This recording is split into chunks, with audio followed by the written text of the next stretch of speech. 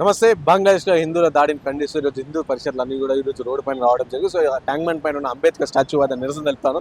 So, మాట్లాడే ఈ అంశం పైన మనతో పాటు మాట్లాడే బీజేపీ పార్టీ రాష్ట్ర నాయకులు, అలాగే హిందూగా ఉన్న ప్రవీణ్ బాగడి గారు మనతో పాటు ఉన్నారు. అన్న చెప్పండి, ఏం చెప్తారు? బంగ్లాదేశ్‌లో ఏ విధంగా అయితే హిందువుల పైన దాడి జరుగుతా ఉందో, అలాగే అతన్ని ఏ విధంగా అయితే చెట్టుకి కట్టేసి మరి చంపేసిన తర్వాత అగ్గిపెట్టి చనిపోయడం జరిగింది. సో, ఏం చెప్తారు మీరు దానికి సంబంధించి? అలా ఈ దాడి మన సమస్త హిందూ సమాజం పైన జరిగినట్లా ఉన్నది. ఎందుకంటే ఒకటే దీపు చంద్రదాస్ ఆయన ఒకటే బలదాని కాలేదు. ఎందుకంటే ఈ హత్యాకాండం జరుగుతున్నది బంగ్లాదేశ్ జిహాదీలు చేస్తున్నారు. ఈ మరణకాండం చేస్తున్నారు ఎవరు చేస్తున్నారు? ఈ దహనం కాండం చేస్తున్నారు ఎవరు చేస్తున్నారు? జిహాదీలు చేస్తున్నారు. జిహాదీలు అంటే ఈ ముస్లింసే ఎందుకు ఉంటారన్నా? ఈ జిహాదీ పేరుతోనే ముస్లిం పేరు ఎందుకు అవుతుంది?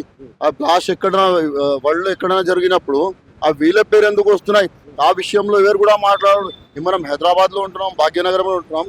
ఇవాళ భాగ్యనగరంలో మేము హిందూ జన జాగృతి సమితి కింద హిందూ రాష్ట్ర సమన్వయతి అన్ని హిందూ ఆర్గనైజేషన్ కలిపి ఒక హిందూ రాష్ట్ర సమన్వయతి సమితి కింద ఈ భాగ్యనగరం గర్భం అంటే బాబాసాహెబ్ అంబేద్కర్ కాన్స్టిట్యూషన్ ఎవరు, దేశం కాన్స్టిట్యూషన్ ఎవరు రాసిండు, ఆయన ప్రాంగణంలో నిలబడి ఈ నిరసనలు తెలుపుతున్నామంటే మాకు ఎంత బాధ ఉంటుంది. నా మనసుకే తెలుసు, మా మనసుకే తెలుసు. ఎందుకంటే హిందువులు ఆడ బంగ్లాదేశ్ చనిపోతలేదు. మా మనసులో కూడా చాలా మంది జిహాదీలు మా హిందువుల పైన భయభ్రాంతాలకి చేయడానికి ఇటువంటి చర్యలు తీసుకుంటున్నారు. దానికి కూడా ఇప్పుడు మనం దేశంలో ఎక్కడైనా ఏమైనా జరిగితే మన ఇండియాలో ఫస్ట్ ఖండనం జరుగుతుంది.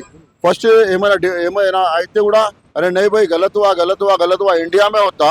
अगर मुसलमानों को कुछ हुआ या किसी जिहादी को कुछ हुआ सबसे पहले खड़े होने वाली पार्टी कौन सी है? कांग्रेस पार्टी आती है या एमआईएम पार्टी आती है?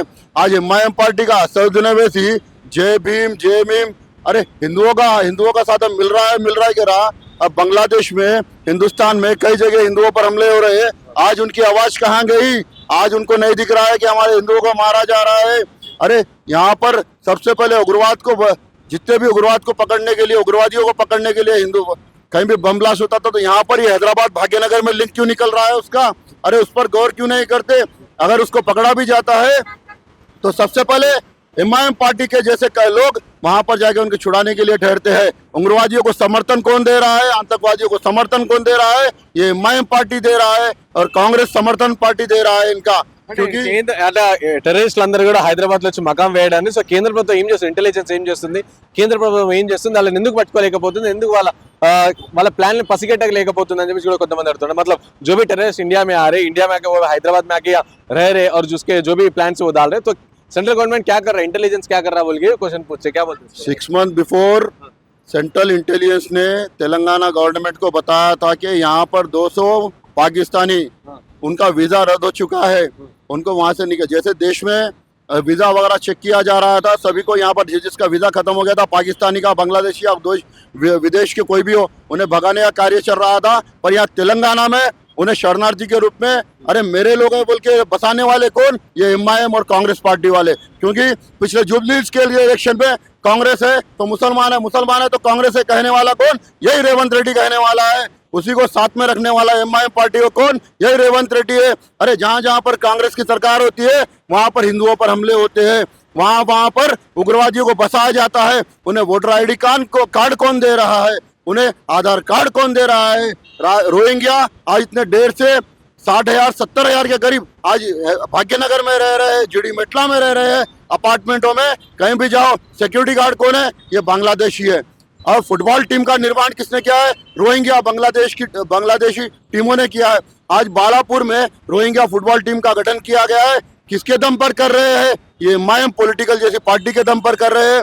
आज ये असदुद्दीन ओवैसी हो या अकबरुद्दीन ओवैसी हो, अरे इन गद्दारों क्यों सपोर्ट कर रहे हो? अरे देश में जो घुसपैठ कर आ रहे हैं उन्हें समर्थन करने वाले पहले तो वैसे उनको भी देश निकाला देना चाहिए। आज देश में जो बगावत कर रहा है, देश में जो विद्रोह कर रहा है, वैसे वो लोगों को सपोर्ट कौन कर रहा है? एमआईएम पार्टी जैसे लोग कर रहे हैं। सबसे पहले मेरे भाइयों कहना चाहूंगा, सेंट्रल इंटेलिजेंस ने तेलंगाना इंटेलिजेंस को कहा था कि 200 पाकिस्तानियों का वीजा रद्द हो चुका था। वो लोग कहाँ पर रह रहे हैं, कहाँ रह रहे हैं, क्या कर रहे हैं, उनके एक्टिविटी पर नजर कौन रखना चाहिए? स्टेट के इंटेलिजेंस रखना चाहिए। पर यहाँ पर सबसे फेल होने वाली सरकार है तो ये कांग्रेस सरकार है, और आतंकवादी समर्थन सरकार है तो कांग्रेस सरकार है। और जो हमला बांग्लादेश में चल रहा है वो पूरे हिंदुस्तान में कहीं भी हो सकता है, क्योंकि हमारा देश जब आज़ाद हुआ था उसके बाद दक्कन हैदराबाद के नाम से तेलंगाना और महाराष्ट्र कर्नाटक जुड़ा हुआ था। दक्कन हैदराबाद के नाम से रजाकारों का दौर चल रहा था।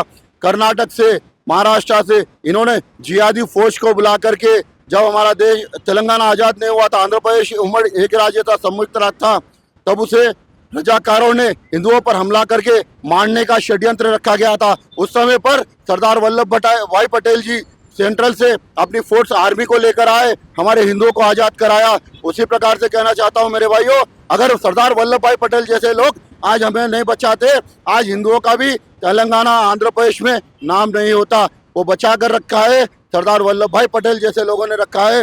ये रजाकारी और कासिम रजवी और निजाम जैसे लोगों ने इसे तुर्किस्तान बनाने का काम किया था, इसे पाकिस्तान बनाने का काम किया था। आज भी यही एमआईएम पार्टी यही काम कर रही है, रजाकारा काम कर रही है। आज इसे तुर्किस्तान पाकिस्तान बनाना चाहती है।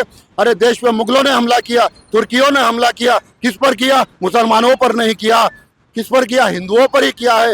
ये जहाँ जहाँ पर हिंदू माइनॉरिटी होते हैं, इनकी परसेंटेज बढ़ जाती है, वहाँ पर बांग्लादेश में जिस प्रकार से 4 करोड़ हिंदू से आज 1 करोड़ के अंदर हिंदू रह चुके हैं, उन्हें मार मार कर भगाया जा रहा है। उसी प्रकार हमारे हिंदुस्तान में, हमारे ओल्ड हैदराबाद में, भाग्यनगर में भी हो सकता है। आज पुराने शहर में हम लोग माइनॉरिटी है, आज माइनॉरिटियों को कोई नहीं देख रहा है। आज कहते हैं कि हम लोग हिंदुस्तान तेलंगाना में, भाग्यनगर में, हैदराबाद में डेवलपमेंट कर रहे हैं। अरे डेवलपमेंट कहाँ पर है? सिर्फ एक ही आंख देख रहे हैं, एमआईएम पार्टी को देख रहे हैं, मुसलमानों को देख रहे हैं। अरे हिंदू नजर नहीं आते क्या? हिंदुओं को कहाँ छोड़ेंगे? अरे हम हिंदुओं को भी जागना होगा। दीपू चंद्र दास ने बलिदान दिया है, हिंदुओं को जगाने का दिया है। आज भी हम नहीं जागे तो कभी नहीं जाग सकते मेरे भाइयों। पिछली बार मुसलमानों ने हिंदू महिलाओं का बलात्कार किया था, पाकिस्तान बांग्लादेश में किया था, और जिहाद के नाम पर हिंदू महिलाओं को टारगेट किया जाता है। वो लोग काफिर कहते हैं, दूसरों को किसी को नहीं कहते, हमें ही कहते हैं। अरे कहाँ के भाई भाई, अब भाई भाई नजर नहीं आते इन्हें। अरे ये एमआईएम पार्टी को जय भीम का नारा देती है। अरे कभी बाबा साहब अम्बेडकर जी को इन्होंने हार पहनाने के लिए आए हैं? कभी नहीं आते, सिर्फ कहते हैं नाम के लिए। हिंदुओं आज भी जाग जाओ, आज नहीं जागे तो कभी नहीं जाग सकोगे। इसी तरह रहे तो हमें नुकसान होगा मेरे भाइयों। एक रहना ही मैं आपसे रिक्वेस्ट करता हूँ, प्रार्थना करता हूँ, बांग्लादेश में जैसा हुआ ऐसा यहाँ ना हो मेरे भाइयों। जय श्री राम कहता हूँ, धन्यवाद। की हत्या होती रहेगी सरेआम इन जिहादियों द्वारा, चौराहे पर लेकर जाकर झाड़ों से फांसियों को टंगाकर जिंदा जलाया जाएगा। उसी प्रकार कहूंगा, आज हमारे हिंदुओं को घरों को अंगार के सुपुर्द कर दिया जा रहा है और 3-3 साल की लड़कियों को जिंदा जला दिया जा रहा है। वो कौन कर रहा है? सिर्फ वही जिहादी कर रहे हैं। वर्ल्ड में, देश में नहीं विदेश में कहीं भी हमला होता